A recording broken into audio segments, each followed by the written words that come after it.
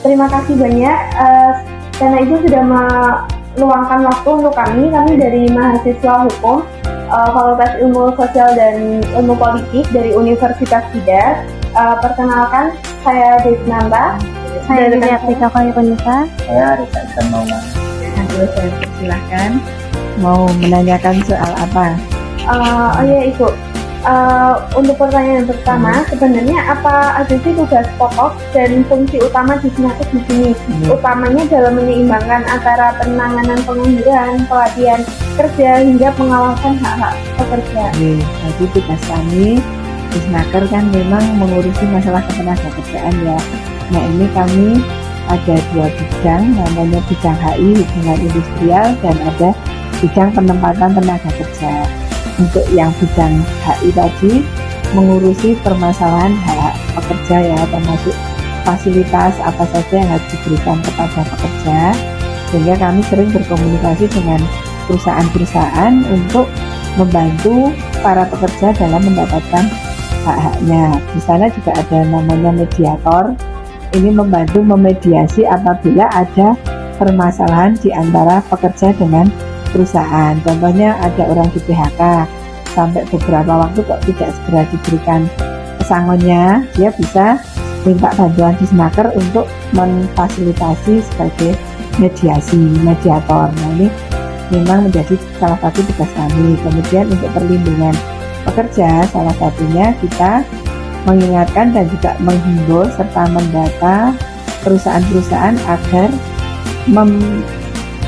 asuransikan tenaga kerjaannya di BPJS Ketenagakerjaan, sehingga pekerja itu mendapatkan hak-hak selain gaji, THR, bonus dan fasilitas juga perlindungan keselamatannya. Nah ini termasuk untuk pekerja rentan di Kota Magelang juga sudah dilindungi. Kemudian yang satunya bidang penempatan tenaga kerja.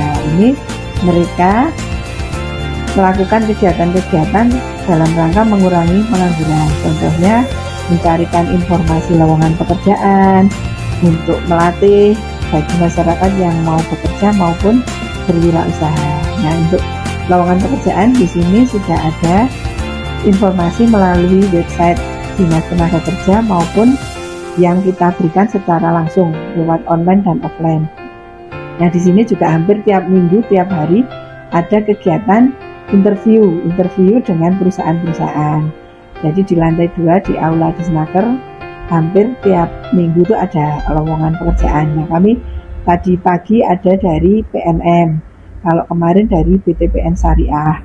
Lalu yang kegiatan lain kita juga ada Disnaker Goes to School, Goes to Campus. Nah ini kita memberi informasi kepada murid-murid mahasiswa, karena memang kebanyakan yang data kami pengangguran itu kan lulus SMA, SMK dan mahasiswa ya, sehingga kami berikan informasi kepada mereka seluas-luasnya, termasuk memotivasi bagaimana bekerja yang baik, dari mulai membuat CV sampai nanti prosedur kalau orang mau cari pekerjaan itu seperti apa, termasuk kalau ingin kerja di luar negeri juga ada info-info magang-magang itu juga ada. Demikian juga di sini ada pelatihan ini ada yang berbasis kompetensi, ada yang pelatihan kewirausahaan. Kalau berbasis kompetensi itu nanti ada ujian kompetensinya, itu nanti dapat sertifikat dari BNSP. Nah, untuk yang latihan kewirausahaan biasanya mereka berlatih, setelah itu diajari bagaimana caranya menjadi wirausaha baru. Karena namanya orang bahasanya tidak punya pekerjaan kan bisa sebagai pekerja atau mau usaha seperti itu.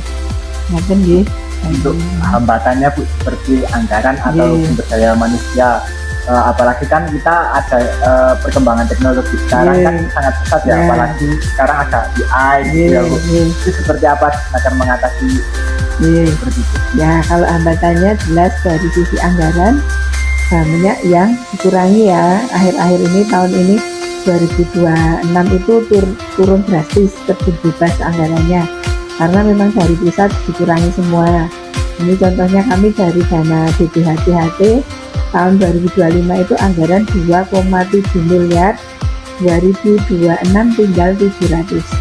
Nah 700 juta itu Yang 400 sudah untuk mengasuransikan BPJS tadi untuk tahun rentan tadi ya. Nah sisanya 300 yang untuk pelatihan, artinya kan semakin sedikit ya, menipis ya. Nah kemudian ada kegiatan dari APBN. APBN itu juga melakukan pelatihan yang tadi uji kompetensi. Nah ini juga tahun ke tahun ini semakin dikurangi. Kalau dulu misalnya 4 kelas sekarang tinggal 2 kelas, atau dulu 8 kelas sekarang tinggal 4 kelas. Jadi karena efisiensi dari pusat ya. Nah namun kami tetap melakukan pelatihan meskipun tadi dengan cara yang lebih sederhana. Misal dulu dapat uang transport, dapat alat, dapat makan siang, tapi karena sekarang anggaran diefisiensi terus kurangi itu. Nah kemudian kalau yang lain untuk kegiatan tadi mengantisipasi kekurangan sumber daya manusia, kami juga mencarikan atau meng-hire instruktur dari luar, karena kalau kita nggak punya sumber daya manusia yang melatih kan nanti pelatihan tidak jalan. Namun tetap bisa kami atasi itu. Untuk isu seperti seperti kan banyak yang mengatakan kalau kerjaan itu menggunakan orang dalam gitu ya Bu. Itu gimana Snaker mengatasi isu tersebut? Ya kalau masalah orang dalam tentunya kan kebijakan perusahaan beda-beda ya. Di sini ada namanya peraturan perusahaan. Jadi perusahaan itu berdiri, dia punya peraturannya sendiri, dia yang buat. Jadi kalau perusahaan swasta apalagi memang menjadi kewenangan mereka sendiri ya, private sector. Namun kalau perusahaan pemerintah atau BUMN, BUMD ini tentunya kan ada ketentuan tidak boleh diskriminasi, harus inklusi ya terhadap semua, termasuk terhadap penyandang disabilitas, itu nggak boleh. Jadi untuk mereka kita juga udah ada kerjasama kaum difabel, kita bantu mencarikan pekerjaan di BUMN, BUMD seperti itu. Lalu menurut pandangan Ibu, poin apa yang paling krusial dalam sistem ketenaga kerjaan di Snaker ini?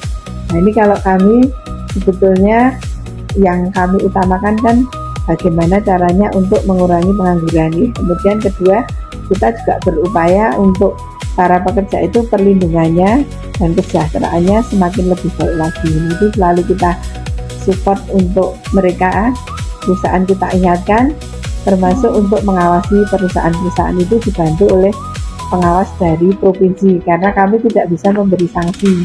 Untuk sanksi yang bisa memberikan kan provinsi, kalau pemerintah kabupaten kota hanya ikut membantu mengawasi.